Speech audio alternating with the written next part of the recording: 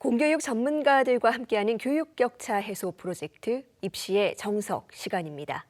여름방학은 고3 수험생들이 본격적으로 수시 모집을 준비해야 하는 시기입니다. 올해에는 황금 돼지띠 여파로 인한 재학생 증가부터 의대 모집 인원 축소, 그리고 수능 최저 학력 기준까지 따져볼 변수가 많은데요. 먼저 영상부터 보고 오겠습니다.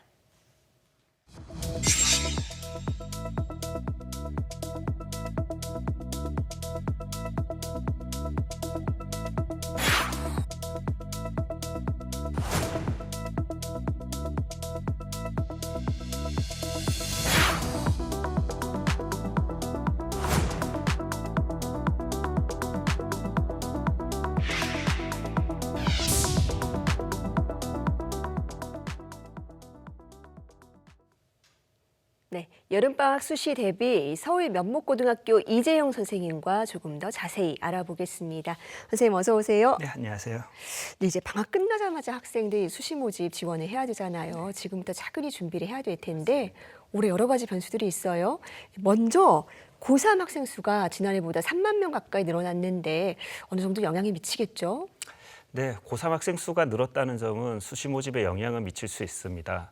우선 대학의 모집 정원은 큰 변화가 없는 상황에서 재학생의 증가는 곧 주요 대학 수시 전형의 경쟁률 상승으로 이어질 가능성이 높으며 이는 합격성 상승으로 이어질 수 있습니다. 또한 졸업생의 비율과 수능 난도의 변수는 있지만 학생 수 증가는 수능 최저학력 기준의 충족률을 증가시킬 가능성이 있고 이 또한 결과적으로 합격성 상승으로 연결될 수 있습니다. 다만 학력 인구 증가 외에도 입결에 영향을 줄 수 있는 변수는 많으므로 대학 그리고 전형별 특징을 고려한 지원이 필요합니다. 예를 들어 학생부 교과 전형의 경우 재학생의 증가로 성적대가 매우 촘촘하게 분포될 수 있으나 대학별 내신 반영 방법이 반영된 교과 한산 점수에 따라 학생의 순위가 바뀔 수 있습니다. 그러므로 교과 전형 지원 시에는 반드시 대학별 교과 한산 점수를 계산하여 대학별 유불리를 확인하고 지원하는 것이 중요합니다. 학생부 종합 전형에서는 성적이 촘촘하게 분포되는 만큼 교과 성적 외에 학생부 기록에서 드러나는 역량 평가가 더 세밀하게 이루어질 것이며 면접이 합격 여부에 더욱 큰 영향을 주게 될 것이므로 이 부분에 대한 준비가 필요합니다. 결국 올해 수시 지원은 단순히 전년도 입결만을 참고하기보다 2, 3년간의 입결의 흐름, 그리고 학생부 전반에서 드러나는 학생의 역량, 그리고 수능 최저 충족 가능성, 대학별 전형 요소 등을 고려해서 수시 6회 지원 전략을 세우는 것이 더욱 중요할 것입니다. 네, 상위권 학생들은 아무래도 이 의대 지원에 관심이 많을 것 같은데 지금 이 모집 인원이 지난해보다 줄었고 이 재작년으로 돌아갔는데 지역 인재 전형 비율은 또 그때보다 늘었어요. 이건 어떤 영향을 미칠까요? 네, 의대 증원의 문제가 수시 지원 전체에 큰 영향을 주는 것은 아닙니다. 전년도에 의대 증원으로 상위권 대학 인기학과에 입결 하락을 예상한 사람들도 많았지만 실제 결과는 큰 차이가 없거나 입결이 상승한 경우도 많았습니다. 이는 수시에서 6회 지원의 기회, 그리고 패턴, 수능 최저학력 기준 충족, 그리고 학생부 서류평가 및 면접의 영향력 등 복합적인 요소가 영향을 주기 때문입니다. 그러므로 올해 의대 모집 인원이 다시 줄었다는 것만으로 수시 모집 전체에 엄청난 영향을 주지는 않을 것입니다. 오히려 재학생 증가나 대학별 전형 요소의 변화, 수능 난도 등이 미치는 영향이 더 크므로 이를 고려한 지원 전략을 수립하는 것이 중요합니다.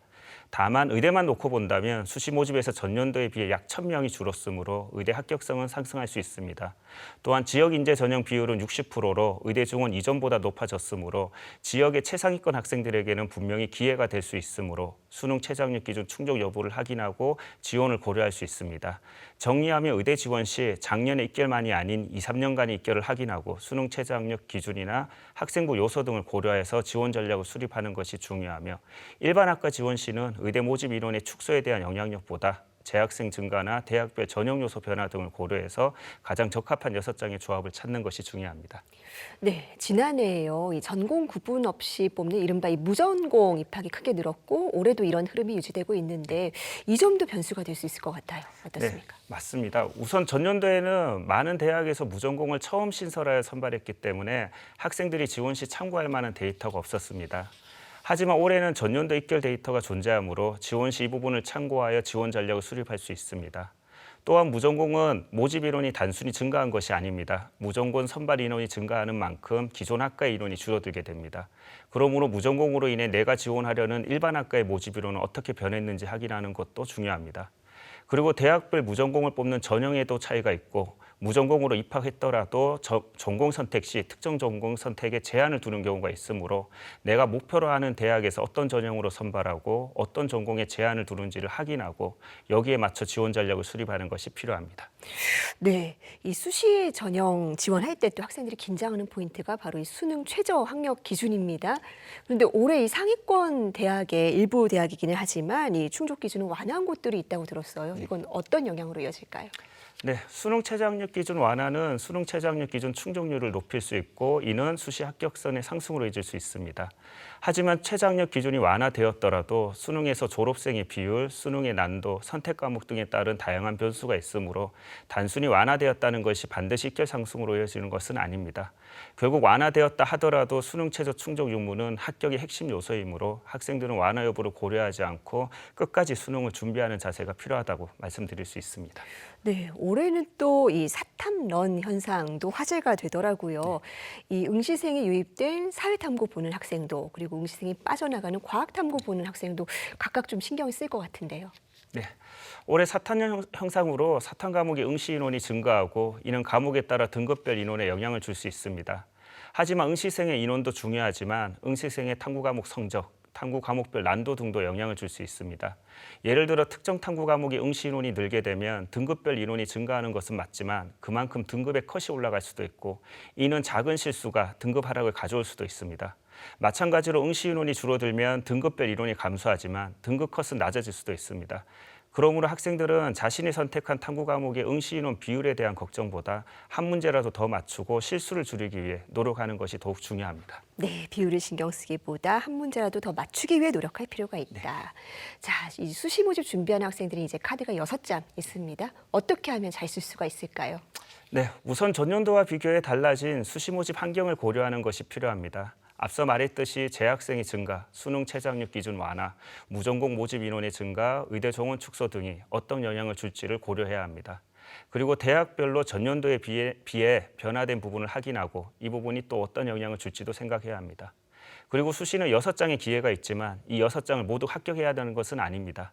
그러므로 학생부 교과 전형으로 합격 가능 대학과 모의고사를 통해 예상되는 정시 합격 가능 대학을 비교하여 수시 원서 6장의 시작점을 설정하고 자신의 준비도에 따른 강점을 활용할 수 있는 전형을 고려해 학생부 종합 전형 또는 논술 전형의 조합을 가장 적절한 안정 그리고 소신, 상향의 그룹으로 수시 원서 6장을 구성하는 것이 중요합니다. 마지막으로 여름방학 기간 수시 모집 지원 전략을 많이 고민한다고 해서 대학에 합격을 하는 것은 아닙니다.